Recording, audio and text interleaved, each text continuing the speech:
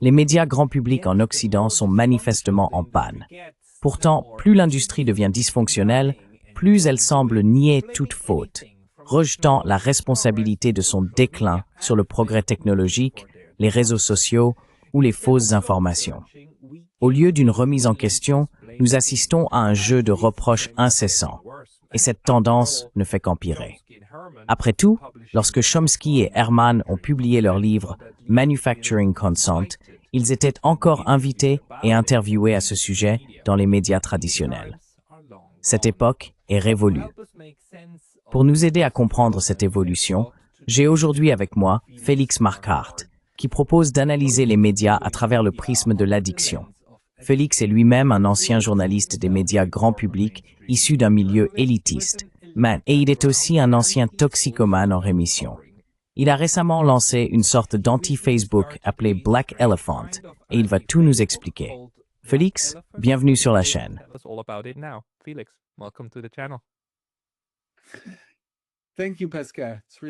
Merci, Pascal. C'est vraiment agréable d'être ici. Les études sur la neutralité m'ont transformé, ont influencé mon parcours et m'ont vraiment déstabilisé. Je suis très reconnaissant de faire partie de cette équipe un peu folle.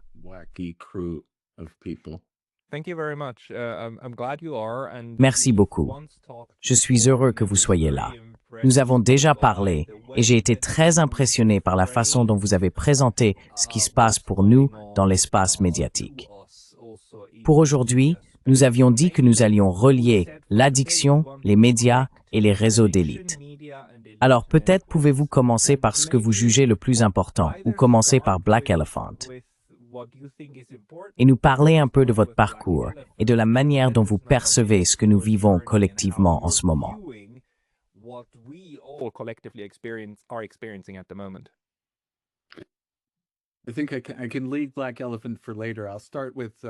Je pense que je peux laisser Black Elephant pour plus tard.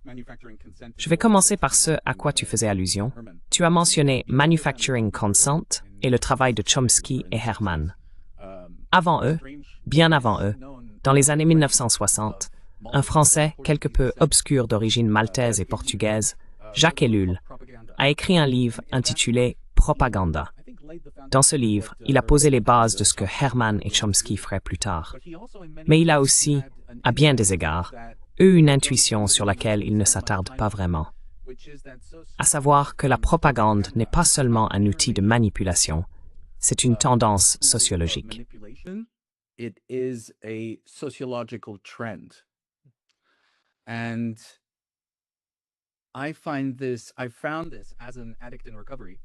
J'ai découvert cela en tant qu'ancien toxicomane en rétablissement. Je suis reconnaissant d'avoir passé plus de 10 ans sans drogue ni alcool après 25 années d'usage quotidien. J'ai vu les parallèles entre son analyse du rôle de la propagande dans nos sociétés, pas celle où nous aimons pointer du doigt la propagande, pas dans Pravda, pas en Chine, mais dans les sociétés qui prétendent être les plus libres du monde. C'était un homme extraordinaire qui a écrit sur de nombreux sujets. Ses lectures préférées étaient Kierkegaard et Marx, ce qui donne une idée de l'étendue de ses intérêts. On le décrit souvent comme un anarchiste chrétien, ce que beaucoup considèrent comme la meilleure façon de le définir.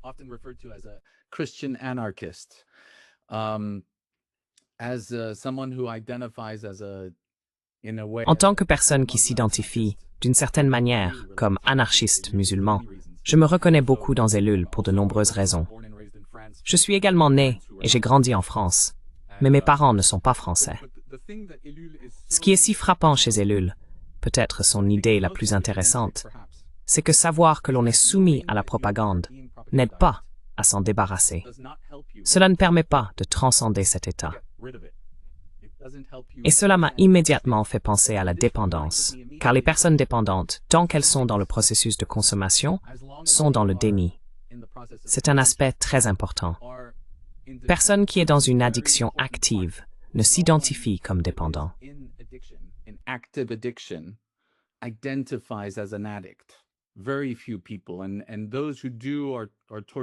Très peu de gens le font, et ceux qui le font se trouvent généralement à la fin, aux dernières étapes, juste avant la guérison ou la mort. C'est pourquoi les programmes dits des 12 étapes insistent autant sur l'identification. Il s'agit de choses comme les alcooliques anonymes, les narcotiques anonymes et bien d'autres.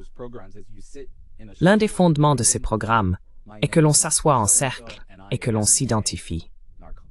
Je m'appelle un tel et je suis toxicomane, alcoolique ou autre. Il est très important de le reconnaître. Ce qui est intéressant dans nos sociétés, c'est que pour reprendre le paradigme forgé par Varoufakis, celui des adultes dans la salle, nous avons bâti une civilisation qui prétend avoir les personnes les plus raisonnables et les plus instruites à sa tête.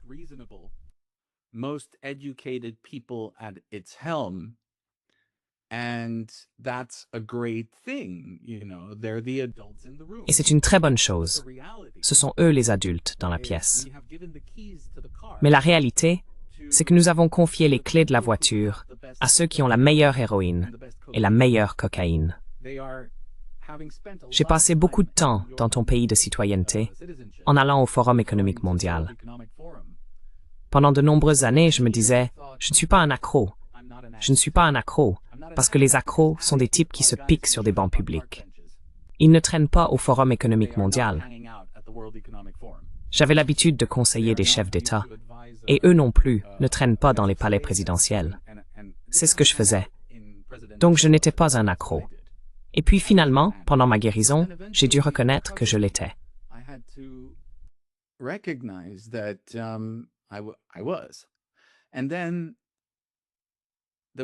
Et puis, il y a eu cette première sorte de basculement, où j'ai commencé à éprouver une fierté malsaine à être un drogué à haut fonctionnement. Oui, j'étais un accro à la coke, mais je conseillais des personnes très importantes, les maîtres de l'univers, les adultes dans la pièce. Donc c'était la preuve que je n'étais pas si paumé que ça. Et j'ai fini par comprendre que je m'épanouissais dans ces cercles, dans ces milieux, non pas malgré mon addiction à la drogue, mais à cause d'elle. L'euphorie du pouvoir, celle de l'argent, celle de se croire la personne la plus brillante du monde, ressemble beaucoup à l'euphorie que l'on ressent après quelques lignes de cocaïne.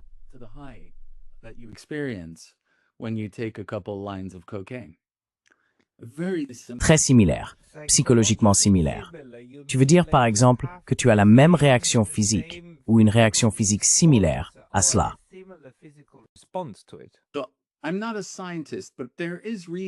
Je ne suis pas scientifique, mais des recherches montrent que beaucoup de choses peuvent déclencher en nous le même type de réaction chimique que les drogues. Et vous savez, il y a par exemple l'adrénaline. Ce que j'ai compris, c'est qu'avant, je pensais que les drogues, c'était seulement les substances illégales dont j'étais dépendant. Mais finalement, après avoir arrêté celle-là, j'ai réalisé que j'étais encore accro aux drogues de ma propre pharmacie intérieure. Ouais. Adrénaline, dopamine, endorphine, et ainsi de suite. Certaines sont saines, certaines sont vraiment bénéfiques. Elles m'ouvrent, me font me sentir proche des autres, partie de la nature, de la soi-disant nature. Elles me font comprendre que je ne suis qu'une partie d'un grand métabolisme. Et il y a d'autres drogues dans cette armoire à pharmacie intérieure qui en réalité me séparent des autres, me séparent du métabolisme, qui me donnent l'illusion que je suis un rein, et que je n'ai rien à voir avec, tu sais, les poumons, et que les poumons peuvent simplement mourir. Je n'en ai pas besoin. Ce qui est évidemment insensé. Et je pense que pour revenir à Ellul, ce qui est très puissant dans son travail, c'est qu'il comprend que la propagande n'est pas, encore une fois, ce n'est pas simplement l'œuvre de Joseph Goebbels, ou, tu sais, peu importe.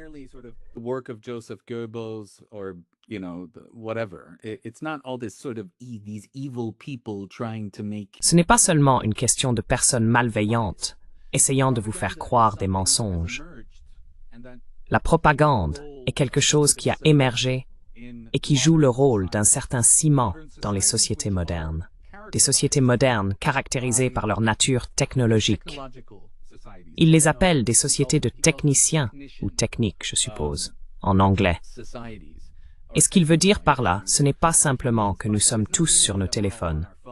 Car évidemment, dans les années 1960, c'était très différent. il veut dire autre chose. Il parle de sociétés technologiques, et j'écrirais plutôt technologiques, c'est-à-dire des sociétés où tout est décidé en fonction de l'efficacité. Lorsque l'on place l'efficacité à la tête de toutes les décisions, on perd le sens. Et ce qui en résulte, ce sont des gens complètement perdus. Ils ne croient plus.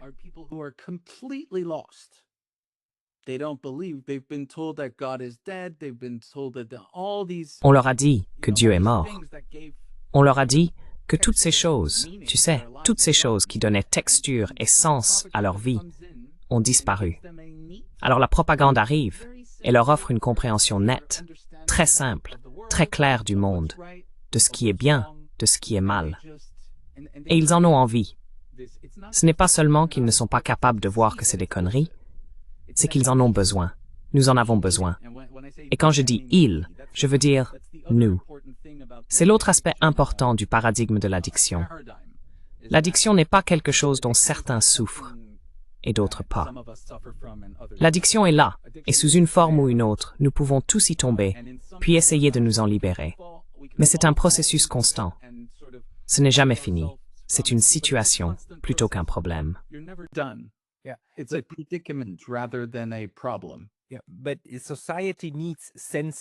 Mais la société a besoin de donner du sens, n'est-ce pas? Nous devons être capables de comprendre, d'une manière ou d'une autre, notre place dans le monde. En fait, c'est d'ailleurs ainsi que j'ai introduit cette conférence. Et nous devons probablement déterminer quelle est la différence entre une addiction et une simple nécessité, car je suis accro à la respiration de l'oxygène. Si j'arrête, je meurs, n'est-ce pas? Oui, mais nous ne qualifierions pas cela d'addiction, alors que l'abus de substances, et ainsi de suite, nous le classons généralement comme tel. Et si l'on poursuit cette métaphore, où se situe le point de rupture entre une compréhension saine du monde, l'interprétation du sens, et ce que nous vivons actuellement? Avoir confié les clés de la voiture à ceux qui vendent et consomment la meilleure héroïne.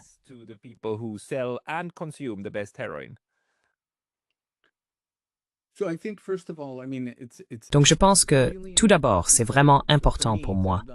Je ne peux parler qu'en mon nom. Et vous savez, je ne veux vraiment pas projeter. Évidemment, quand je dis ça, on dirait que je projette simplement mes propres choses sur tout le monde. Oui, mais cela peut être un exercice très sain en soi. Alors ne négligeons pas l'aspect bénéfique.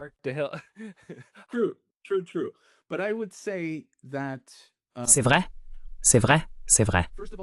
Mais je dirais que tout d'abord, il faut reconnaître qu'il s'agit d'un processus. Ce n'est pas quelque chose que l'on fait une fois pour toutes, et qu'un jour on est accompli et éclairé. Nous serons toujours exposés à la propagande. Ce que nous pouvons faire, c'est le travail, voilà comment je le définirais, de nous éduquer au niveau cérébral, au niveau cognitif, mais aussi en même temps, d'accomplir un travail qui n'a rien à voir avec notre intellect.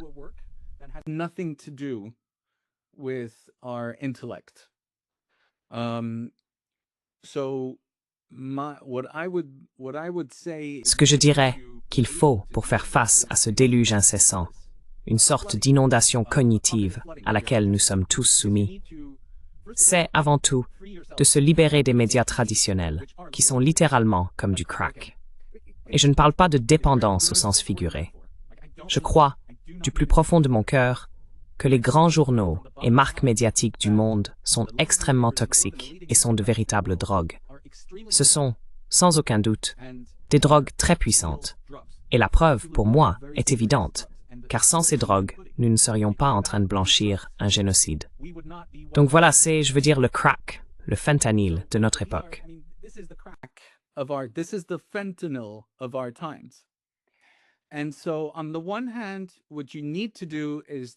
Ainsi, d'un côté, ce qu'il faut faire, c'est consulter autant de sources différentes que possible.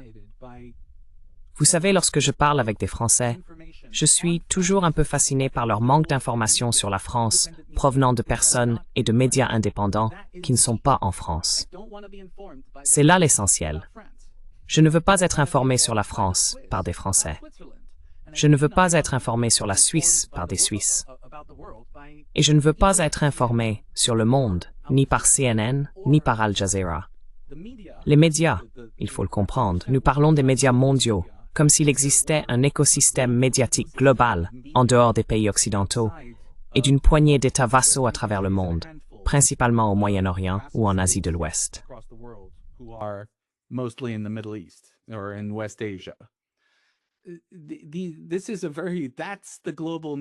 C'est vraiment ce que j'entends par médias mondiaux.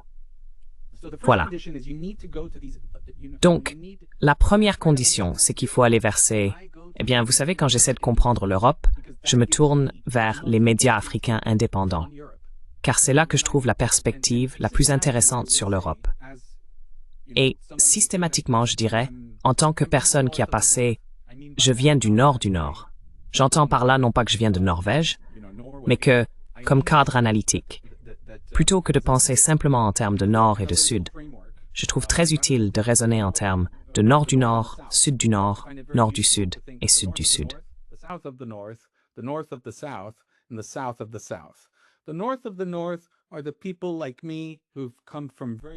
Le nord du nord, ce sont des gens comme moi, issus de milieux très privilégiés en Occident.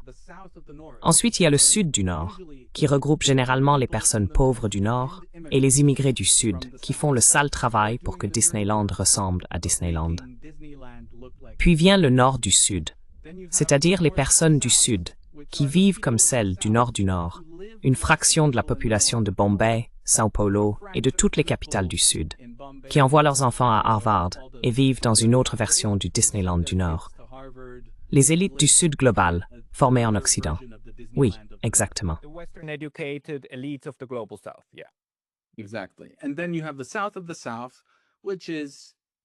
Et puis, il y a le Sud du Sud, qui représente 75% de l'humanité. Des gens qui vivent avec $5 par jour ou moins. Donc, avant tout, il faut s'occuper de cela. Mais l'autre travail, celui qui, à mon avis, est souvent laissé de côté et rarement examiné, c'est que, en grandissant, nous vivons dans un monde de tout petits, n'est-ce pas?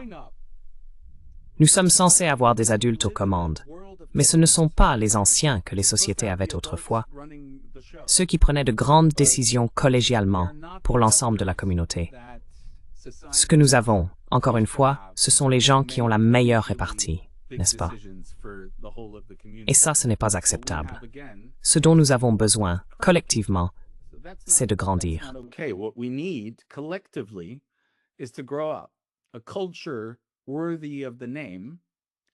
Une culture digne de ce nom prend les enfants et sait comment en faire des adultes. La civilisation moderne ne sait plus le faire. Nous devons donc le faire nous-mêmes. Nous devons nous rééduquer, car nous devons grandir. C'est urgent. Et comment grandit-on? Eh bien, grandir, c'est essentiellement une question de deuil. Grandir, c'est faire le deuil, de manière juste, des fantasmes que nous nous sommes racontés sur notre rôle et notre place dans le monde. Des fantasmes qui nous rassurent, qui donnent un sens à nos vies, mais qui reposent sur des mensonges. Et le problème avec nos médias, c'est qu'ils réaffirment ces fantasmes toute la journée. Ils disent à l'Amérique que ce n'est pas Israël qui a réussi.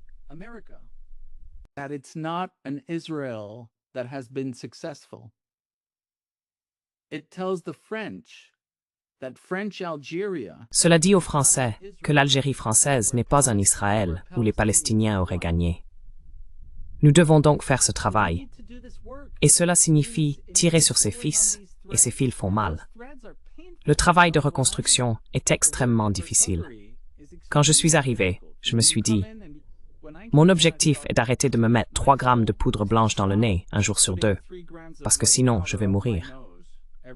À ce moment-là, c'était devenu très clair. Mais je ne voulais rien changer d'autre. Et ce que j'ai appris, c'est que... Pardon, je te laisse répondre. Ce que j'ai appris, c'est que je devais changer une seule chose. C'est ce qu'on te dit souvent dans le processus de rétablissement. Cette seule chose, c'est tout.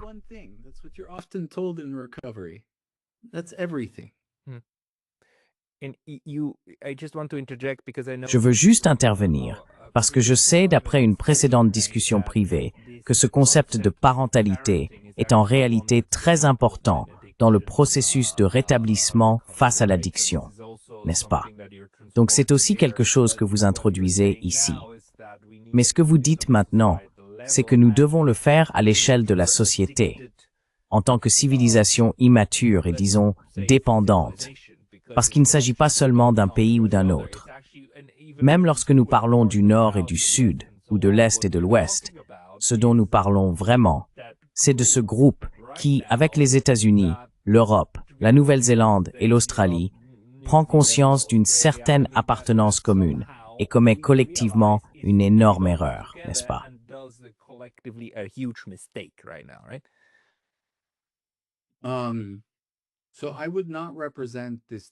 Je ne présenterai donc pas cette interprétation de l'importance du reparentage comme une opinion dominante dans le domaine du rétablissement. Il y a des personnes en rétablissement qui pensent vraiment que c'est un élément essentiel, mais j'imagine qu'elles ne sont pas majoritaires. Je ne veux donc pas donner l'impression que c'est quelque chose d'évident. Ça ne l'est pas. Ce n'est pas une idée courante, même au sein du rétablissement. Mais en ce qui concerne ta question,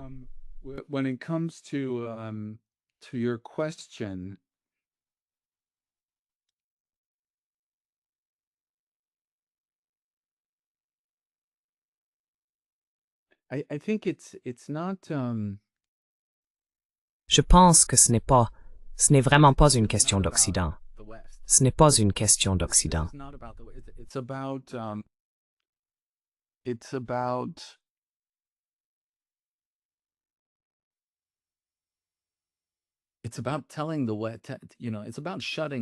Il s'agit de se taire.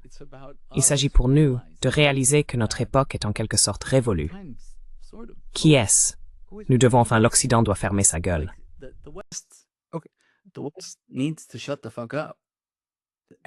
Écoute les expériences des autres. Ouais. Et pour, en quelque sorte, grandir à nouveau, pour reprendre cette image, il faut simplement se taire et écouter un moment. J'écoutais très récemment ton émission à propos de ce représentant de l'Union européenne qui donnait des leçons aux habitants de la Corne de l'Afrique. C'est incroyable d'entendre ça.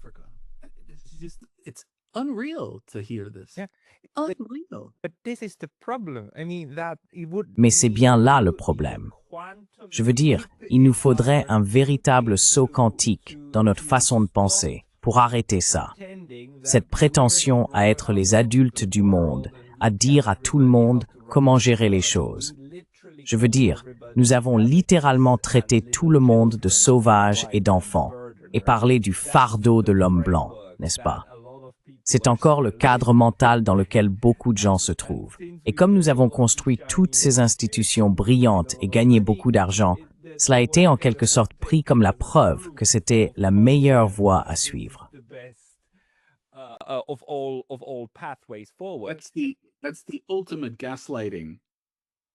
C'est la manipulation ultime envers la génération des baby-boomers, n'est-ce pas?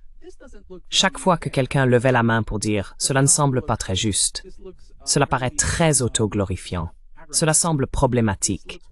On dirait qu'on récompense les plus grands sociopathes.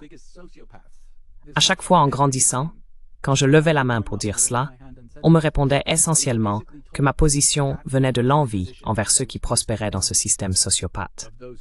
Ce qui, honnêtement, pour la génération des enfants et petits-enfants des baby-boomers, constitue la manipulation ultime de leur existence. Mais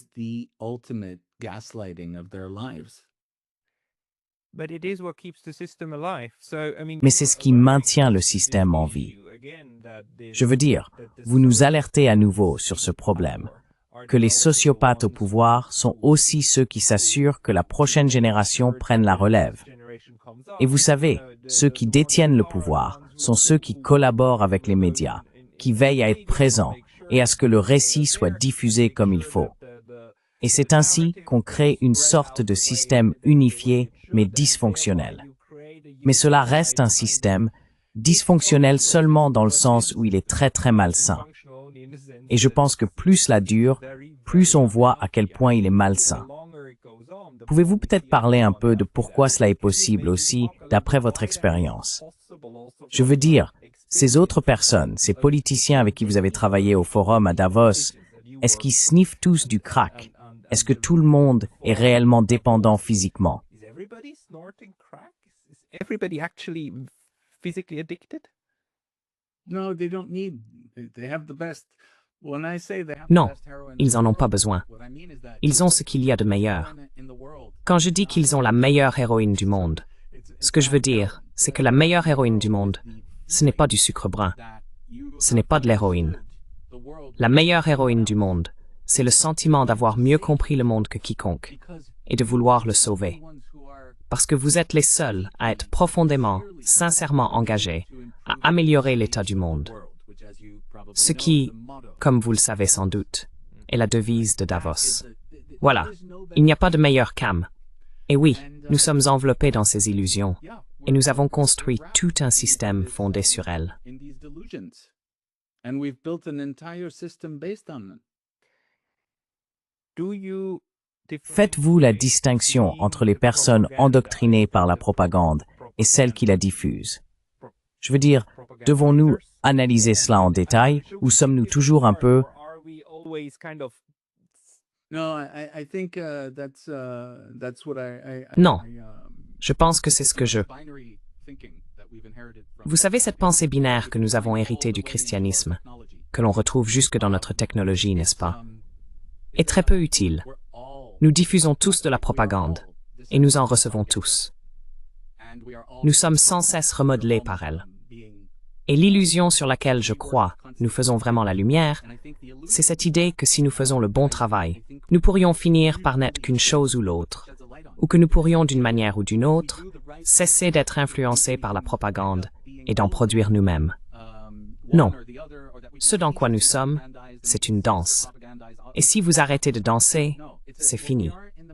Vous retombez dans quelque chose de très malsain. C'est donc un mouvement constant, et il faut suivre le rythme. So it's a constant motion, and we have to roll with it. so the question is Ainsi, la question, en un sens, n'est pas de savoir comment arrêter la dépendance. La question est de savoir comment trouver un équilibre sain dans notre interaction avec la substance. with the substance. Yeah, and again, I think Oui, et encore une fois, grieving is a je pense que le deuil est une partie essentielle de ce que nous devons faire. and when I say we, Et quand je dis nous, je veux dire que ce n'est pas comme si cette dépendance ne touchait que l'Occident. Elle touche les êtres humains, n'est-ce pas? is not solely bought. Je veux dire, le récit n'est pas seulement acheté par les gens de l'Ouest, du Nord. So Le récit est acheté partout. suffer from Donc même les personnes qui sont victimes souffrent du syndrome de Stockholm. it's not Et vous savez, ce n'est pas... answer your question about like whether Donc, it's about leaving. pour répondre à votre question sur le fait qu'il s'agisse ou non de sortir de la dépendance, I think je pense que pour grandir, ce que nous devons faire constamment, c'est nous informer avec les meilleures sources possibles, qui de nos jours se trouvent presque exclusivement dans les médias indépendants, exclusively et multiplier les sources. independent media. And multiply the sources. Again, like the only way to have a good Encore une fois, what's going on la seule façon de vraiment comprendre ce qui se passe, c'est d'apprendre à connaître les personnes avec lesquelles on est profondément en désaccord, and then celles avec lesquelles on est vraiment d'accord, and then eventually puis d'élargir les horizons géographiques. Finalement, on en arrive à un point où tout cela commence à avoir un certain sens. yourself. And I believe that Et ensuite, il faut travailler sur soi-même. requires Je crois que ce travail ne demande pas un effort intellectuel, connection. mais une connexion. And what I mean by Ce that que je veux dire is par là, that c'est que nous parlons de we connexion talk about toute la connection journée. all day long. D'une certaine manière, ce qui s'est passé depuis 2006, c'est qu'un type, ayant manifestement des problèmes d'intimité, a conçu une application pour classer les filles de Harvard, de la plus jolie à la moins jolie, selon lui. Et on nous a dit que cela allait nous permettre de nous connecter avec des gens du monde entier. What we were told is that this was going to allow us to connect with people all around the world.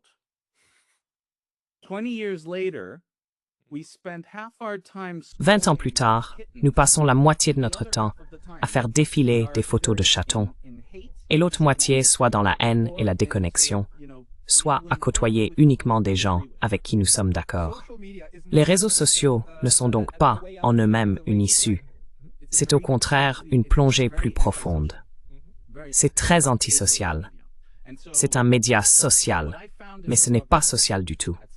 Ce que j'ai découvert dans le processus de rétablissement, à un moment donné, c'est que l'or pour moi se trouvait lorsque j'étais capable de partager ou d'entendre d'autres partager à partir d'un lieu de vulnérabilité. Quand on commence à abandonner la version CV de ce qui se passe, de qui l'on est, et qu'on commence à dire aux gens ce qu'on a ressenti hier en pensant à la mort de son grand-père et à ce que cela nous a rappelé, c'est là que se trouve l'or.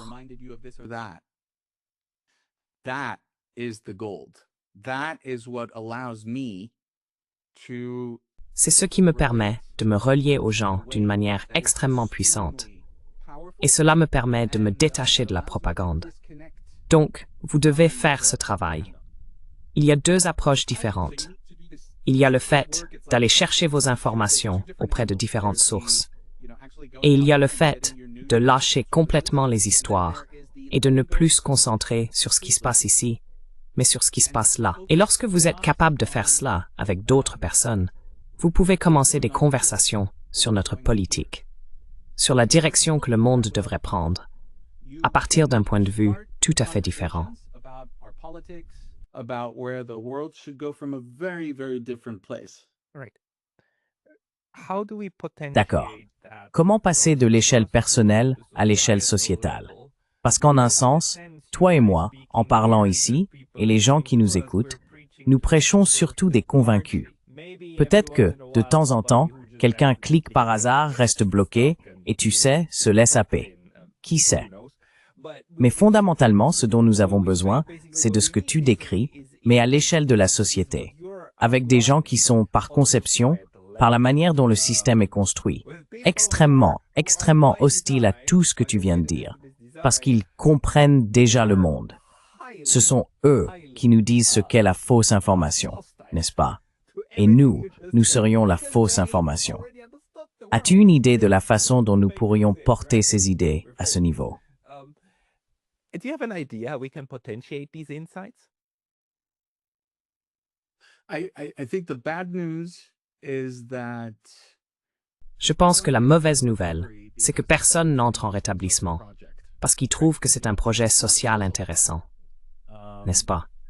C'est pas un club social. On entre en rétablissement parce qu'il devient évident qu'on va mourir si on ne le fait pas. Et dans le rétablissement, on appelle cela le but principal. Je pense que si on essaye de faire cela sans ce but principal, il finit par arriver un jour où l'on est simplement occupé, fatigué ou pas d'humeur. Et on te dit souvent, dans le rétablissement, que tu devrais aller à une réunion avec d'autres personnes comme toi, surtout quand tu n'en as pas envie. C'est à ce moment-là que tu en as le plus besoin. especially when you don't want to go, that's when you need it the most. And because you have this Oui. imperative, Et parce que tu as cet impératif, tu y vas. Parce que c'est ta vie qui est en jeu, qui est en balance, n'est-ce pas? Donc je crois que la pandémie a offert un tel moment parce que, soudain, nous en avons tous pris conscience. C'est devenu très clair pour beaucoup de gens en même temps, surtout pour les personnes privilégiées, que ce qu'elles considéraient comme tout à fait normal était en réalité la définition même de la normale, à bien des égards. Je ne pense pas avoir besoin de développer beaucoup, mais soudain il est devenu évident qu'il y avait des choses que nous tenions pour acquises et que nous n'aurions pas dû. Je dois dire que nous sommes une civilisation qui a transformé. that has turned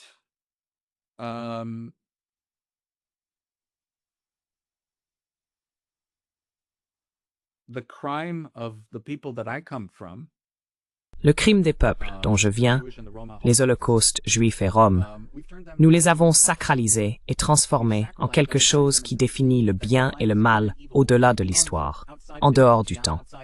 Et ce qui s'est passé ces 2 dernières années et demie, c'est que nous avons montré que nous avions complètement échoué à assimiler la véritable signification de ces crimes.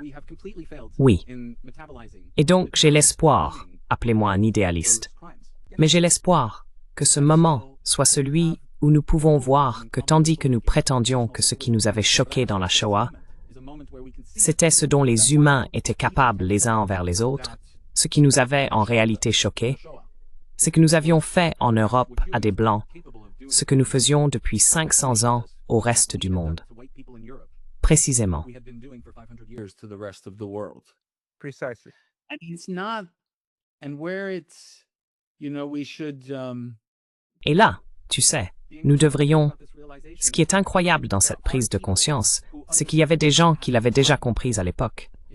Si tu regardes du côté de l'école de Francfort, les travaux de Horkheimer et Adorno, ou si tu regardes Jacques Ellul, qui faisait partie de la résistance en France, ou encore les écrits d'Aimé Césaire, le père de la pensée décoloniale, en quelque sorte un cousin moins connu de Fanon. Césaire, en 1950 ou 1951, a publié Discours sur le colonialisme, et il disait exactement cela. Il disait, vous faites semblant de croire que ce qui vous choque est universel. Ça ne l'est pas. Et la preuve est là, sous vos yeux. C'est un peu comme, encore une fois, j'ai trouvé ton exposé récent tellement bon. C'est comme ce moment où tu as la Révolution française, puis Haïti qui se révolte. Et là tu dis, oh non, non, non, attends. That rebels, and you say, oh, no, wait. And I mean, if you look at Haiti... Et je veux dire, si vous regardez Haïti, c'est un exemple incroyable, parce qu'Haïti, je n'ai pas les chiffres en tête en ce moment, mais Haïti a été forcé par la France à rembourser sa liberté, son indépendance, pendant des décennies et des décennies, peut-être plus d'un siècle. Chaque année, l'un des pays les plus pauvres du monde aujourd'hui. Et la culture dont nous venons, la culture des adultes dans la pièce, nous dit qu'Haïti en est là, parce qu'elle n'a pas suivi les directives de la Banque mondiale. Sérieusement? Franchement? Et donc je pense que pour revenir au moment que nous vivons, il y a quelque chose, dans toute cette horreur, qui est de l'or. La question est, allons-nous l'utiliser, ou allons-nous laisser des gens, comme le PDG de Palantir, décider de la direction que nous prendrons à partir d'ici?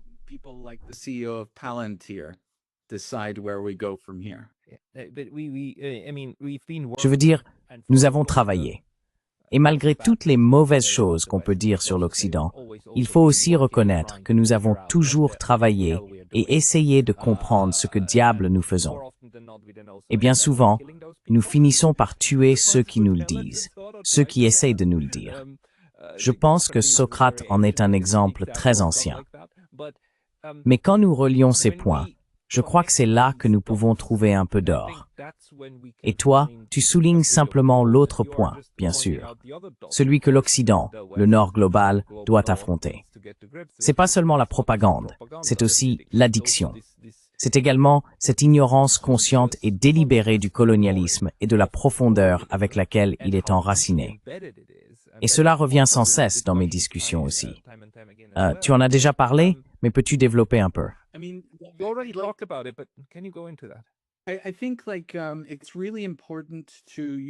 Je pense que c'est vraiment important de... Eh bien, tu dis que nous avons toujours été doués pour poser les bonnes questions et remettre les choses en question. Je dirais qu'une très petite fraction des Occidentaux s'y est réellement essayée, et ils ne sont pas moins marginaux que ceux qui ont fait exactement la même chose dans d'autres régions du monde. Des gens dont personne ne se souvient des noms. Donc, c'est simplement humain. Ce n'est pas notre civilisation qui a produit cela. Et je pense que ce qui se passe, et c'est ce que j'aime dans le parcours des études sur la neutralité, c'est que lorsque je t'ai rencontré pour la première fois, toi et ce travail, je me suis dit, oh, c'est parce qu'il est suisse. Tu vois, c'est aussi simple que ça.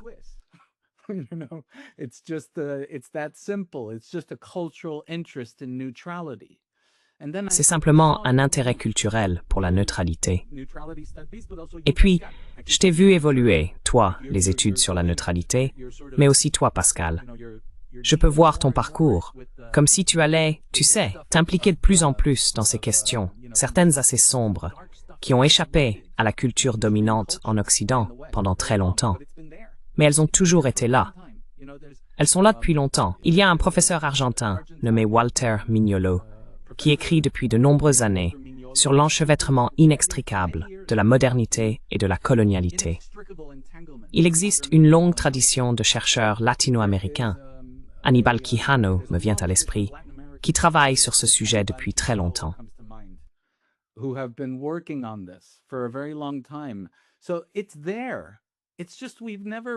Alors c'est là. C'est juste que nous n'avons jamais voulu l'entendre. Vous savez, je me souviens d'un de mes moments de vérité quand je commençais à m'y intéresser, avant la pandémie. J'ai eu cette prise de conscience. Je crois vraiment que ma guérison des substances m'a permis de me libérer des histoires. C'est le même processus. Et tout a commencé. J'ai d'abord dû arrêter la cocaïne pour arrêter le New York Times. C'est un processus. Et tu veux dire littéralement, n'est-ce pas? C'est littéralement le parcours qu'il a suivi. Absolument. Absolument. Et à un moment donné, je me suis beaucoup intéressé au changement climatique et à l'effondrement. Climate change and collapse. And I saw there was this fashion of people. Et j'ai vu qu'il y avait cette tendance, partout en Occident, où les gens parlaient d'effondrement. Et ce dont ils parlaient était en réalité quelque chose d'assez intéressant. Ce n'était pas un effondrement. Ils pensaient parler de l'effondrement de l'univers, de l'effondrement du monde, de l'effondrement de tout le monde. Mais ce qu'ils décrivaient vraiment, c'était ce moment où à Londres, à Genève ou à Tokyo, les gens commenceraient à se battre pour des sacs de riz au supermarché. Et c'est là que j'ai compris que l'effondrement n'est pas quelque chose qui pourrait arriver un jour au nord du Nord. L'effondrement, c'est la manière dont la plupart des humains ont été forcés de vivre par nous depuis longtemps. Ouais. Ainsi, Murphout slit justement Slating.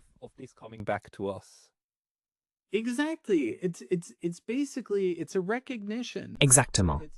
C'est essentiellement une reconnaissance, ou plutôt une confession. C'est la confession du fait que si ce que nous avons fait au reste du monde nous arrivait, nous nous désintégrerions. Et moi je pense que, je ne sais pas à quel point, à quelle distance de la fin, nous approchons de la fin, non? Oui, mais prenons 5 minutes pour, bien sûr. Mais je dirais que, dans le niveau insensé de déni que nous observons dans nos médias grand public à propos de ce qui se passe dans le monde, le fait que des étudiants sur les campus soient arrêtés pour avoir dit ce qui se passe, voilà. Et le fait que cela soit devenu normal. That's it. And the fact that it's normalized. The fact that the country. Le fait que le pays, qui a effectivement perpétré l'Holocauste contre les Juifs et les Roms, ait criminalisé la défense des Palestiniens, et soit même allé jusqu'à arrêter des descendants de survivants de l'Holocauste pour les avoir défendus. Je veux dire, ce genre de schizophrénie, cette sociopathie, n'est même pas correctement traitée dans nos médias grand public. Cela en dit long sur l'endroit où nous en sommes. Et je pense qu'au fond, là où nous en sommes, tu te souviens probablement que Seymour Hersh, dans les années 1990, a publié un livre intitulé « La doctrine Samson ». Le programme nucléaire israélien était de notoriété publique depuis une dizaine d'années. Mais ce que Hersh a révélé, c'était son ampleur, dont personne n'avait la moindre idée. À quel point il était immense, combien d'ogives il possédait. Et il a montré que ces missiles n'étaient pas seulement dirigés vers Téhéran ou le Caire. Ils étails pointés vers Moscou.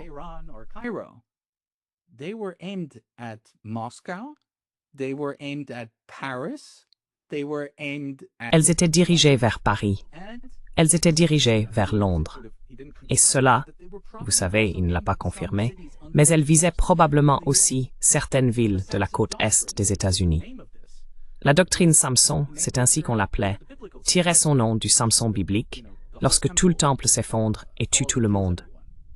Si je dois mourir, vous mourrez tous avec moi.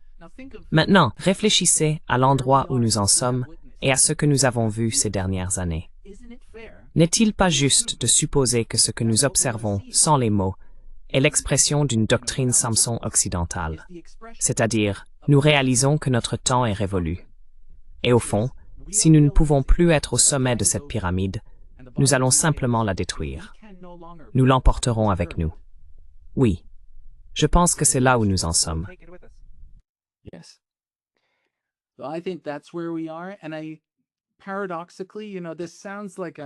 Et moi, paradoxalement, tu sais, ça peut sembler un peu apocalyptique, mais j'ai appris, dans le cadre de ma guérison, un des cadeaux de cette guérison, c'est que pour moi, ne pas me comporter comme un imbécile, une action à la fois, est une fin en soi.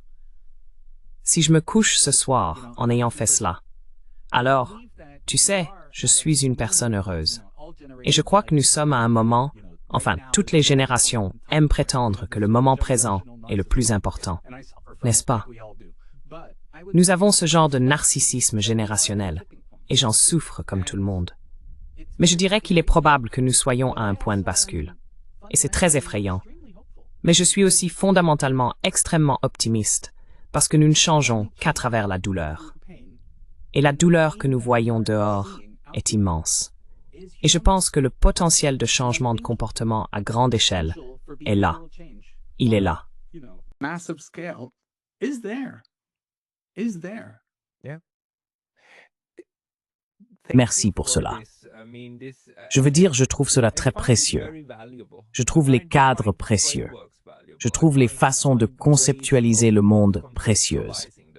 Et je pense que vous avez mis le doigt sur quelque chose d'extrêmement utile. Je continue de penser que l'un des objectifs des études sur la neutralité n'est pas nécessairement de parler à nos semblables là dehors. D'un côté, il y a ceux qui sont d'accord avec nous, et pour eux, comme je vous l'ai déjà dit, je vois ça comme une sorte de groupe d'entraide pour dire « Hey, au fait, tu n'es pas seul ». Mais l'autre objectif est de parler à ceux de l'extérieur, à nos amis en Afrique, à nos amis en Asie du Sud-Est, en Russie, et ainsi de suite, et de dire « Au fait, nous sommes conscients que nous avons besoin d'aide. Nous avons besoin d'aide. Et il est probable que ce doive être votre aide. Et à un moment donné, vous devrez probablement nous prendre par la main et dire « Cher Occident, nous t'aimons profondément, mais il faut que nous ayons une conversation. »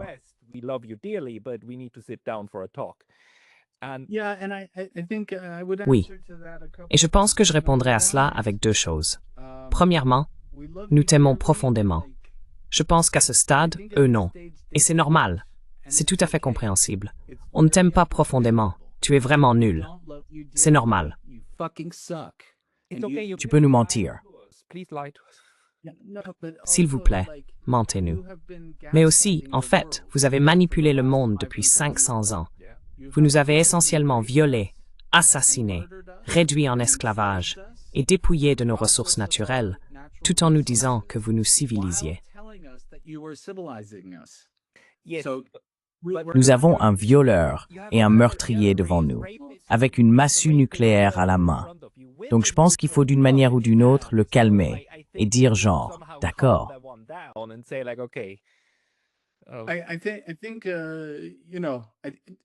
Je pense, tu sais, que je resterai quand même très prudent avec ça. On t'aime, l'Ouest. Non, je suis pas sûr que ce soit justifié. Pour moi, ce serait du syndrome de Stockholm en ce moment. L'autre chose, c'est que ce n'est pas le rôle du Sud d'aider l'Ouest à être moins idiot.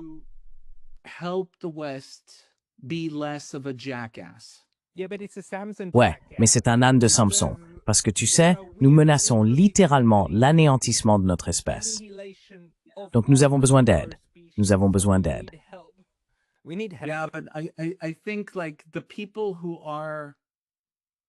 Je pense que les personnes qui ont la main sur le missile sont au-delà de toute aide. Et nous devons nous rétablir, pas pour qui que ce soit d'autre, mais pour nous-mêmes. Oui, oui. Donc je pense qu'il est très important de ne pas dire « Oh non-Occident, s'il vous plaît, aidez-nous à être moins nazis ». Non, c'est notre responsabilité de nous dénazifier.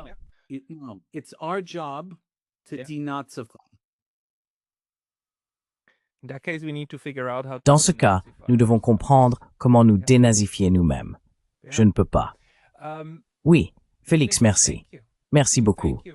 Nous n'avons même pas eu le temps de parler de Black Elephant, mais les gens voudront en savoir plus à ce sujet. D'une certaine manière, non, car la connexion à laquelle je faisais référence, le réseau social fondé sur la vulnérabilité, ou réseau antisocial, ou anti-Facebook, c'est Black Elephant. Nous pourrons en parler la prochaine fois. Faisons ça la prochaine fois. Et tout le monde, si vous voulez trouver Félix Marquardt, vous pouvez le trouver sur blackelephant.com, je suppose. Probablement. J'essaie d'être très... On me trouve difficilement sur le web en ce moment. mais je suis sûr que c'est possible, d'une manière ou d'une autre. Je sais qu'il y aura bientôt d'autres de vos travaux. Nous diffuserons également celui-là à nouveau. Alors, Félix Marquardt, merci beaucoup pour votre temps aujourd'hui. Thank you very much for your time today.